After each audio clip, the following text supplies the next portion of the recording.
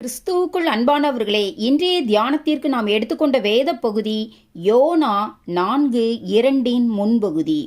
YONO கர்த்தரை நோக்கி விண்ணப்பம் பண்ணி, கர்த்தாவே, நான் என் தேசத்தில் இருக்கும்போதே நான் இதை சொல்லவில்லையா?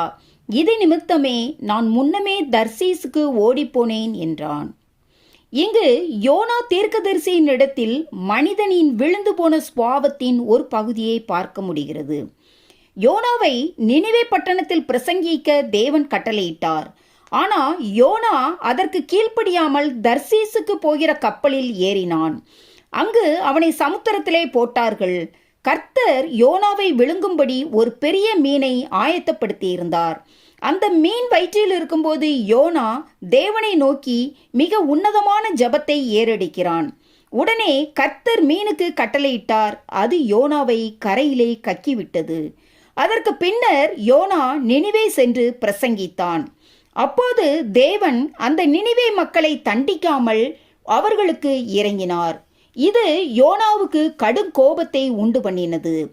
கர்த்தருடைய ஊழியக்காரர்கள் கர்த்தருடைய செய்தியை பிரசங்கம் பண்ணினால் மாத்திரம் போதாது, கர்த்தருடைய சித்தத்திற்கும் அவருடைய விருப்பத்திற்கும் கீழ்ப்படிந்து அவை நிறைவேறுவதற்கு தங்களை ஒப்பு கொடுக்க வேண்டும். இங்கு யோனாவின் விண்ணப்பத்தில் பணிவும் இல்லை, பக்தியும் இல்லை, மனுஷ நேயமும் இல்லை. மாறாக எரிச்சல் குணம் இருந்தது. வேதம் ஒரு மனிதனின் உண்மை நிலையை மறைப்பதில்லை. இங்கு யோனாவின் இருதயத்தில் மனுஷீக சிந்தையை பார்க்கிறோம்.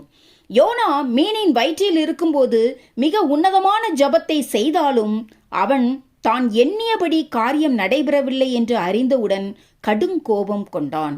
இன்றைக்கும் அநேக யோனாக்கள் நீண்ட நேரமாக அழகாக ஜெபிப்பார்கள், மேலும் ஆவிக்குரிய காரியங்களில் அதிக அக்கறை உள்ளவர்களாய் இருப்பது போலும் காணப்படுவார்கள். ஆனால் அவர்களின் வழிகளில் ஏதாகிலும் செயல்படாதிருக்குமானால் தர்சீசுக்கு போனது சரியே என்று சாதித்த யோனாவை போல சாதித்து உடனே கோபப்படுவார்கள். இதே யோனா தான் உண்டாக்காத ஆமணக்கு செடி பூச்சியால் அரித்து போடப்பட்டு காய்ந்தவுடன் எரிச்சல் படுகிறான்.